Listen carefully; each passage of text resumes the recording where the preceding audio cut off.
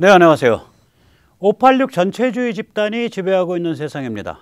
이 와중에 우리 보수 공화 시민을 위한 기운나는 뉴스와 해설을 매일매일 전해드리고 있는 세뇌탈출입니다. 이제 선거가 일주일밖에 남지 않았습니다. 사전투표를 가급적이면 안 할 사람들은 안 해야 되고, 특별한 사정이 없으면 진짜 안 해야 됩니다. 제도 오늘 좀 설명을 드릴게요. 그리고 많이 참관 감시해야 됩니다. 오늘 그 같은 이야기를 모시겠습니다. 먼저 세뇌탈출 잘구독료 부탁 말씀 올립니다. 아시다시피 저희 세뇌탈출은 통상 하루 정도 광고가 안 붙습니다. 재수가 좋으면 하루 지나서 붙고요. 조금 어떨 때는 일주일이나 열흘 지나서 붙습니다. 잘구독료 많이 도와주시면 세뇌탈출보다 좋은 내용으로 찾아뵙는데 많은 도움이 되겠습니다. 자, 사전투표제요. 정리하면 깜깜이 투표고 택배 투표고 우상 투표입니다. 오늘 그 얘기를 드리겠습니다. 우리나라의 사전투표 같은 제도는 세상에 사실상 없습니다. 이 자유공화국이라는 것은 자유롭고 독립적인 개인들이 주인이 되는 나라인데, 이게 결국은 민초민주주의거든요. 민초민주주의의 맨 마지막 단위가 어디냐? 투표구입니다. 영어로는 프레싱트라고 부릅니다. 이 사전투표의 특징은 뭐냐면 이 투표구가 철저하게 무력화된다는 데 있습니다. 참고로 미국은 투표구가 약 17만 5,441개 정도 있습니다. 카운티가 4,000개쯤 되니까 카운티 숫자의 40배 정도 됩니다. 투표구의 평균 등록 유권자는 1,100명이고요. 제일 작은 거는 뭐 한 4,500명 정도짜리 규모까지 있습니다. 이 투표구라는 게 뭐냐? 결국 마을에서, 동네에서 모여서 투표하는 그 단위예요. 우리가 투표구를 잘 인식을 못하지만 실제로 이제 본투표를 기준으로 해서 이렇게 돌이켜서 보면 예전에 가서 투표하던 그 장소에서 투표해요. 그러니까 예전에 가서 투표하던 그 장소에서 예전에 그 투표구에 해당하는 사람들이 또 투표해요. 한국은 본투표 기준 14,000개의 투표구가 있고요. 1투표구 평균 약 3,500명 정도, 3,500명 정도의 말하자면 유권자가 있다고 봐야겠죠. 이 사전투표에서는요, 이 투표구가 사실상 투표소를 기준으로 한 건데, 이 투표소가 그냥 언제 누가 등장할지를 모르는 상태인 거예요. 투표구라는 건 투표소의 관점이거든요. 그러니까 사전투표소에선 미리 준비된 선거인 명부가 없죠. 아무나 아무 데서나 불쑥 들어가서 투표를 하는 겁니다. 이게 왜 그러냐면 선관위 중앙 컴퓨터에 의존하기 때문에 그렇습니다. 그래서 극단적으로 말씀을 드리면 이 종이 투표지 대신에 타치스크린 놓고, 이 타치스크린을 부스에다가 놓고 현금 인출기 같이 그 부스를 편의점에 설치하면 그냥 전자투표 되는 거예요. 단말 쪽, 사용자 쪽만 바꾸면 바로 100% 전자투표 되는 거예요. 그러니까 지금 현행 사전투표 제도는 종이로 보완된 전자투표입니다. 왜 종이를 근데 쓰냐? 참관인이 뭔가 아날로그적으로 직관적으로 확인할 수 있도록 해주기 위해서 법 정신은 종이를 쓰게 돼 있는데, 문제는 뭐냐? 선관위가 좋게 생각하면 관료주의 때문에, 좋게 생각하면 자기 조직의 편의성을 위해서, 나쁘게 생각하면 뭔가 간첩 같은 자들에 의해서 오염되어 있어 가지고 이 선관위가 때로는 법을 어겨가면서까지 종이를 통해서 확인할 수 있는 기능들을 다 무력화시켜 놨어요. 그래서 결론적으로는 종이로 위장된 전자투표가 되고 말았습니다. 참고로 외국의 경우에는 이 사전투표라고 할지라도 일단 누가 사전투표를 하는지 미리 알아요. 대부분 자격을 따집니다. 미국서도 거의 대부분의 주에서 자격을 따져요. 그러니까 내가 해외에 근무한다, 내가 어디 다른 도시에서 근무한다, 그래서 사전투표를 신청을 해요. 그 프레싱트에, 그 투표소에. 그리고 그 투표소로 보내고, 투표구로 보내는 거예요. 그 투표구로.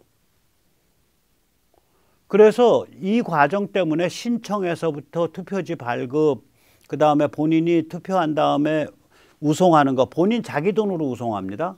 본인이 우송하는 거, 그 다음에 우송된 거를 프레싱트, 투표구가 접수하는 것, 개표하는 것, 이 일련의 과정이 단계별로 아날로그식으로 확인이 가능합니다. 그래서 이것을 체인이라고 하면 사슬이죠.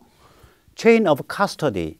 카스터디라 그러면 이제 보호 혹은 무슨 그 이런 관리 이런 뜻이 있어요. 그러니까 그 각각의 단계가 어떻게 보호되고 관리되고 있는지 그 사슬이 어떻게 연결되는지 이게 하나하나 아날로그식으로 확인할 수 있어요. 그런데 여기는 그냥 뻥 하고 이 선관위의 중앙 컴퓨터에 전적으로 의존해 버리는.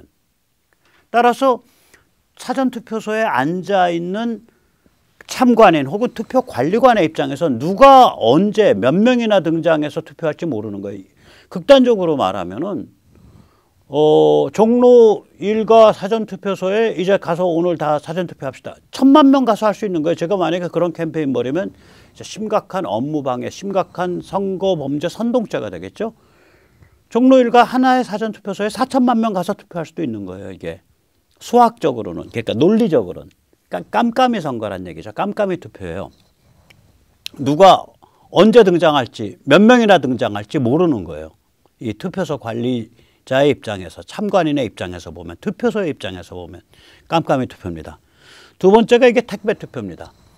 전국에 3,552개 사전투표소인데 3,552개 사전투표에서 250여 개의 개표소로 1,000만 표 이상이 3, 4일 사이에 이동해야 돼요. 법에 의하면 이게 등기 우편으로 처리되게 돼 있는데 당연히 시간은 짧고 물량은 많으니까 정상적 등기 우편 프로세스가 사실상 불가능하죠. 이게 관내 투표지죠. 관내는 이제 그러니까 예를 들어서 종로구 선거구에 있는 사람이 종로구에서 한다. 그러면 종로구 선관위로 그냥 가죠. 관내는. 근데 관외는 이제 그 등기 우편 봉투에 담겨서 이제 예를 들면 종로 그러니까 제가 울릉도 사람인데 종로구에서 투표를 한다. 그러면 울릉도까지 가는 거예요, 표가. 근데 이게 관외 같은 경우에 관내 관외를 합치면 이게 1,000만 표가 넘어요. 이게 한꺼번에 움직이니까 3, 4일 사이에 정상적 등기 우편 프로세스가 사실상 불가능해지죠.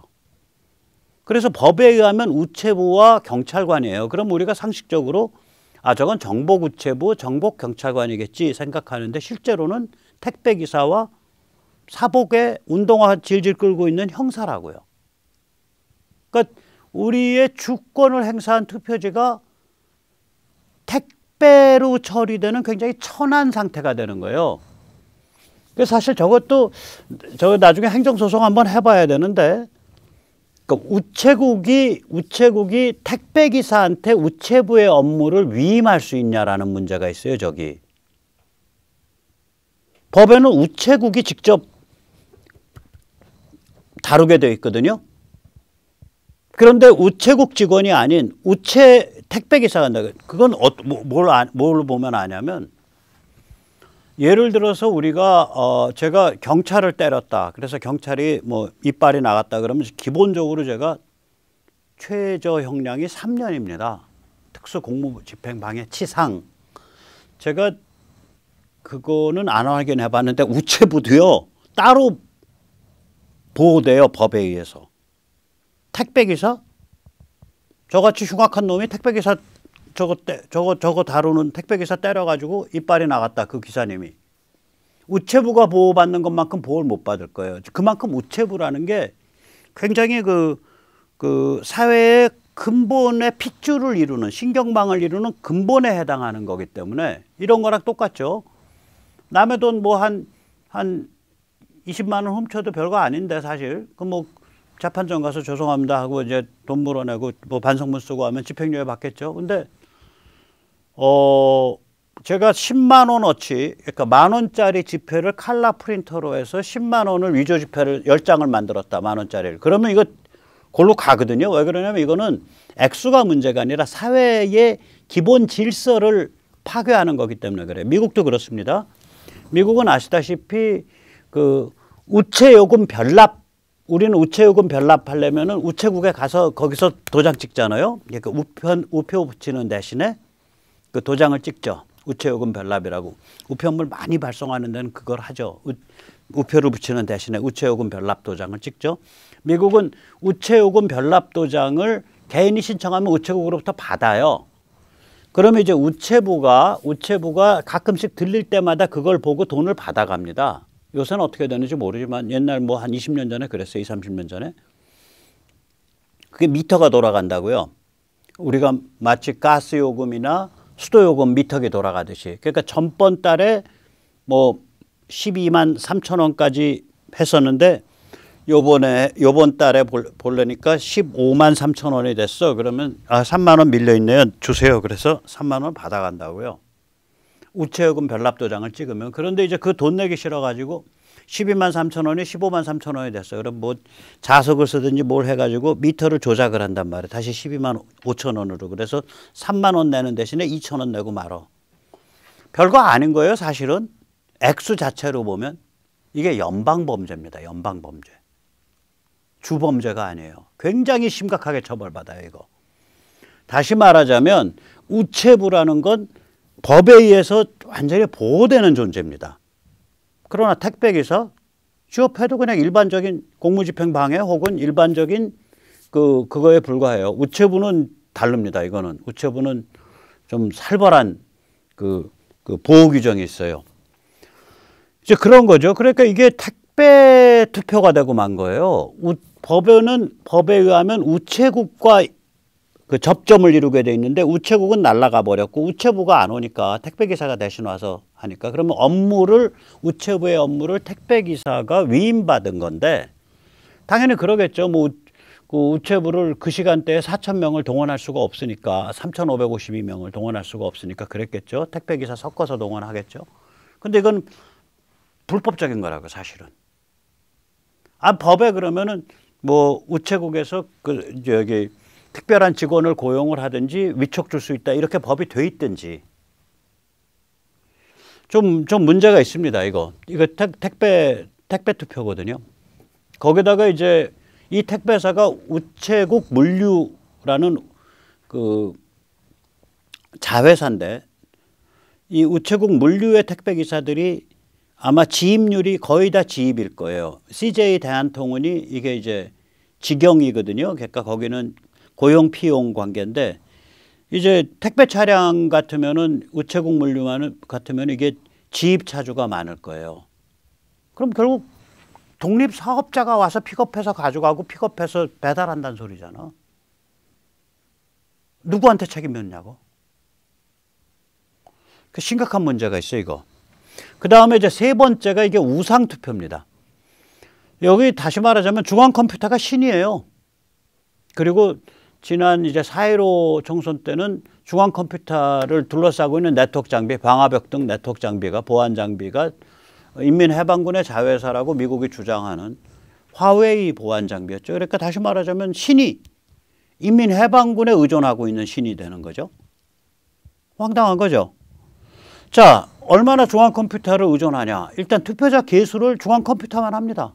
참관인에 의한 공식 개수가 없어요. 참관인들이 관내 몇 명, 관내 몇 명, 관내 몇 명, 관내 몇 명 공식 개수한 개수 장부가 없는 거예요. 그래서 그 개수 맞네요. 나중에 서로 다 사인하고 이 개수 맞습니다. 이게 없어요. 그냥 그 중앙컴퓨터가 뿌려주는 숫자, 가끔씩 알려주는 숫자 그거 외에는 없는 거예요.